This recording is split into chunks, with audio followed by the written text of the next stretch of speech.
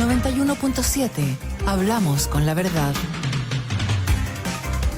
Claro, son las 7 de la tarde con 27 minutos. Hacemos con ustedes la prueba de ADN este día viernes 22 de enero del año 2021. Hemos hablado durante el programa de la política, de la pandemia, del país finalmente, ¿cierto? Y ahora vamos a hacer una pausa para profundizar en aspectos que a mí me parecen muy relevantes, particularmente desde la mirada del historiador, el profesor Joaquín Fernandois, que publicó recientemente un libro, su último libro, habría que decir, La democracia en Chile, trayectoria de Sísifo, un barrido sobre la historia de Chile y los altibajos de la democracia en el país. Está justamente en línea hasta ahora con nosotros el profesor Fernandois para conversar sobre su libro, y la mirada que tiene el país en este momento. Profesor, buenas tardes, muchísimas gracias por atendernos.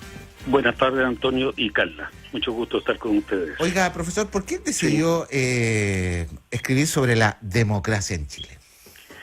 Esto es una experiencia a partir de 2011, cuando empezó a discutirse si Chile era o no democrático, si había sido o no democrático. Y yo pensaba que a este debate que había y que sigue habiendo, le falta un poco de ilustración, no saben lo que hablan de democracia y poco de historia de Chile, hecho suelto. Entonces quise hacer una historia razonada del tema de la historia de Chile, republicana principalmente, concentrada en los últimos 50 años. La mitad del libro son los últimos 50 años, sí. Pero respondiendo a la pregunta si ha sido o no democrático. La respuesta en general es sí en términos políticos. Le falta un acompañamiento económico y social a la misma altura, que es el tema de todos los países latinoamericanos. No es que le falte completamente, ha habido evolución, pero es un problema. Las democracias que llamamos consolidadas nunca se consolidan completamente, pero las que llamamos siempre son las que son al mismo tiempo llamamos desarrolladas. Vale decir que en lo económico y social hay algo más o menos análogo. Eso ha faltado en Chile. Ha mejorado, yo creo, a pesar de todo lo que se dice. Sí. Pero bueno, explicar todo eso era lo que yo quería. Oiga, profesor, usted hace una reflexión respecto de la representatividad, ¿no? Que tiene que ver con la democracia. Sí. La representatividad es un problema de la democracia, nunca es perfecta y está muchas veces lejos de la perfección. Es más bien un sentimiento de representatividad lo que es importante, que la persona de a pie, el individuo, el ciudadano, pueda sentir que sus reclamos alguien le puede reclamar o tiene un intermedio para llegar a las autoridades. Tiene algunos eslabones con los que pueda llegar a la autoridad y que se sienta representado, a lo que va también una educación de un cierto respeto, una cierta referencia por las instituciones. Pienso que este último es lo que más se ha ido hiriendo en Chile en estas últimas décadas. Sí, eso iba a plantear, porque en el fondo hay aquí una profundización de esa crítica y acelerada, tal vez en el último año o los 2 últimos años. Es distinto decir, hemos sido una democracia pero imperfecta, acarreamos brechas, también muy en la tónica latinoamericana probablemente, sí, no se nos puede olvidar dónde estamos, no sé si... Sí. Y en el mundo más de la mitad de los países no son democráticos. Absolutamente. Incluso hay países democráticos que han tenido en jaque, y hay que ver lo que ha pasado con Estados Unidos en este último tiempo. Pero lo que quería decir es que entonces es bien distinto decir eso, o la respuesta que plantea el libro, a decir no se hizo nada en 30 años, y en 30 años hay un corte casi directo, dictadura, corte y estallido social, y aquí no se hizo nada. ¿Tú no estás de acuerdo con ese diagnóstico? En absoluto, no estoy de acuerdo. Yo creo que hubo un gran mejoramiento, pero hubo un deterioro de la calidad. Del primero, la gobernabilidad del país, sobre todo en la segunda década del siglo XXI. Y después también como un aflojamiento del sentido moral, de la reverencia, de la importancia del Estado, de la política, del sentido del país, como una multitud de demanda, lo que influye también una relativa prosperidad. Se tiene más, y cuando se tiene más, lo que falta aparece como más grave que cuando se tenía muy poco. Es lo que se ha repetido mucho la frase de Tocqueville, creo que Carlos Peña fue el primero que la sacó a colación. El yugo, mientras más liviano, es más insoportable. Estamos conversando, ustedes escuchan al historiador, al profesor Joaquín Fernandois. Nos está contando detalles de su última publicación, este libro, La democracia en Chile, trayectoria de Sísifo. Oiga, profesor, usted hace una reflexión también respecto de la violencia, porque claro, leyendo el texto, usted dice que lo mandó a la editorial, justamente vino en el estallido social, Sí. y ahí hay toda una dinámica que usted plantea. ¿Cuánto ha influido, este es un tema que a mí particularmente me interesa, como poeta periodista, la violencia en la construcción de nuestra convivencia democrática en Chile? A ver, Chile ha tenido como, a partir de la década de 1830 hay un desarrollo ordenado, eso Sí. es cierto, y que llamó la atención en América Latina, sobre todo a partir de la Segunda Guerra Mundial, además llamó la atención porque esto pasó a ser un tema de discusión mundial. Sí. Pero este desarrollo ordenado ha estado también caracterizado por crisis y algunas muy graves cada 40 años aproximadamente. No es que me comprometa con con el número, pero es para dar una idea. La más grave, si miramos gravedad número de muertes, es la Guerra Civil de 1891. Exactamente. Pero no es democracia muy madura cuando se tiene crisis. Problemas tiene. La democracia saca a relucir los problemas ante la luz pública de una manera muy distinta y mucho más marcada que un autoritarismo o un sistema totalitario, donde en teoría no existe crisis. Entonces, ese es un tema de la democracia. Pero las crisis que han habido en la historia de Chile son reales. Aunque ahora se calmen las cosas, esta del 2019 va a quedar como un punto de crisis. Hubo 30 años de democracia y una crisis grave que se solucionó, pero va a quedar una marca. No como 1891 o el 73, pero ya de ahí una marca. Si se profundiza ahí, no sé qué compuertas se abrirá. Ahora, ¿qué es lo que nos impide en este diagnóstico, que se hace a través del libro y como conclusión, el llegar a ser una democracia desarrollada, una democracia madura y terminar con estos ciclos, ¿no?, que nos hacen como autoagredirnos de alguna manera cada cierto tiempo y demostrarnos inconformes con todo y a lo mejor maximizar las brechas que son reales y que es justa abordarlas, pero ¿por qué de esta manera tan crítica? Ya. Lo político y lo económico y social no son los mismos fenómenos. Las capacidades de los humanos para organizar lo político, organizar lo económico y social son facultades distintas, pero deben de ir acompañadas en el orden social, en un país, tienen que acompañar, y eso ha fallado. ¿Qué ha pasado en lo político? Yo creo que la falta del acompañamiento económico y social ha sido un factor importante, porque hubo una cierta fe cívica en Chile, en la historia de Chile. La crítica a los políticos y que la política es una corrupción también recorre la historia de Chile como la de cualquier democracia. Claro. Pero en lo económico y social quedamos atrás.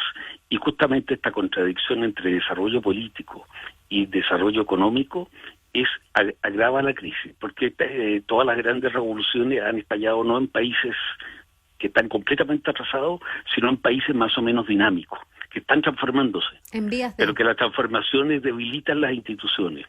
Y además creo que ha habido como un aflojamiento de los lazos morales con lo público, con el Estado, con la política, una individualización muy grande. Si tiene la culpa de la economía exitosa también puede ser una especie de hedonismo que pide soluciones inmediatas, absolutamente inmediatas a cualquier problema, y una como atomización un poco del país, cada pueblo, cada ciudad reclama, etcétera. Le ha pasado más también otro fenómeno interesante, que los gobiernos de derecha han sido más débiles en este punto que los gobiernos de izquierda, como le ha afectado. Ahora ha habido dos de derecha en la historia moderna de Chile, aparte después del de Jorge Alessandri, claro. Y tomando como un paréntesis el caso del régimen de Pinochet. Naturalmente habría que discutir de qué tendencia era, pero en términos de democracia. Entonces que tenía, las derechas tienen menos experiencias políticas que las de izquierda, eso pasa en muchas partes del mundo.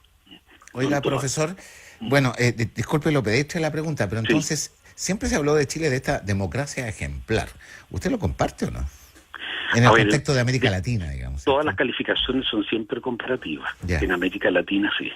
Argentina tiene la sociedad y la cultura más desarrollada de América Latina, pero me atrevería a decir que en política no le alcanza a Chile, en términos de las instituciones democráticas. Creo que en los últimos 35 o 40 años, desde Alfonsín en adelante, ha desarrollado una experiencia que no había habido en la historia argentina. Pero para decirle que Chile, en ese sentido, era razonable mirar a Chile como una excepción, y muchos lo miraban al siglo XIX. Pero como poco en el libro también muchos decían, este es un país, digamos, el orden es falso. También ha habido esa crítica. Ha habido autocrítica en Chile. pero en general se mira como algo distinto a otros países de América Latina en estos términos políticos. De ahí que el 11 de septiembre el golpe haya llamado tanto la atención en el mundo. Yo tengo una obsesión, no sé si se alcanza a abordar en el libro, pero también me gustaría conocer la opinión respecto también de otros fenómenos que van en paralelo desarrollándose y que tiene que ver, por ejemplo, con las redes sociales, con las interacciones, con también el ego, que hoy día está súper exacerbado, el sentir que la opinión que uno tiene empieza a ser refrendada por otras personas y empezar a perder como la capacidad de hablar con el que piensa distinto, de rodearse del que piensa distinto. La política en sus mejores momentos suele estar caracterizada por los grandes acuerdos y hoy día cuando hablamos de la política de los acuerdos, las nuevas generaciones lo miran como ser vendido, como la cocina, como algo que pueden denostar, como algo que es malo. ¿Cuánto hay de eso, de ese fenómeno en cómo se ha exacerbado la diferencia en los últimos años y por lo tanto cómo se ha hecho este corte directo entre dictadura, corte directo, estamos hoy día y lo hemos hecho todo mal, no se hizo nada para atrás? Ya. Bueno, yo creo que es una especie de pataleta, un gusto que viene como de las entrañas de nuestra época, que se preparó poco a poco. Se ha hablado del jarrón de agua sobre la ministra Jiménez, María Música, 15 años, sí, claro, como un elemento simbólico. Podemos tomar varios símbolos. Yo creo que ha sucedido de esa manera, de forma gradual. Para mí es impresionante el Instituto Nacional, un orgullo del país, y miren lo que quedó. Eso es un fenómeno que habría que dedicarle un estudio especial. Esto pasa en muchas partes del mundo, pero es extraño que en este país pasó de una manera tan abrupta a lo largo de todo el país y con más violencia, en medio de una cierta prosperidad, en medio de un desempleo de uno de los más bajos en la historia, en el que ha habido esta última década, y que hemos recibido a 2 millones de inmigrantes que por algo llegaron hasta acá.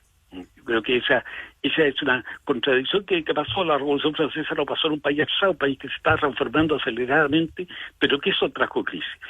Y en el caso de ruso, y así podríamos dar muchas de estas situaciones. Y justamente porque ha sido un país políticamente maduro, las crisis tienden a exacerbarse. Después las redes sociales sí.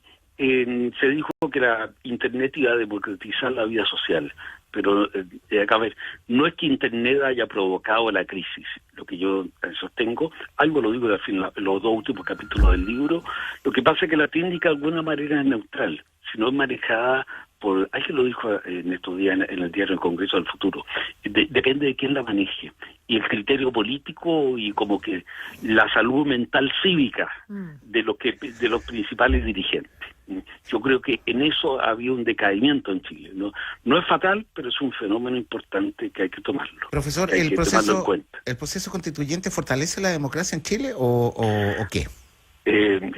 Yo creo que es un continente con más de 250 constituciones desde 1810. Es un dato dramático, es una superchería. Ahora, en la práctica, si la gente cree en eso, en efecto, desde el acuerdo del 15 de noviembre, con su zigzag, porque muchos siguieron aplaudiendo la violencia, pero con su zigzag ha como calmado las cosas y ha habido una canalización.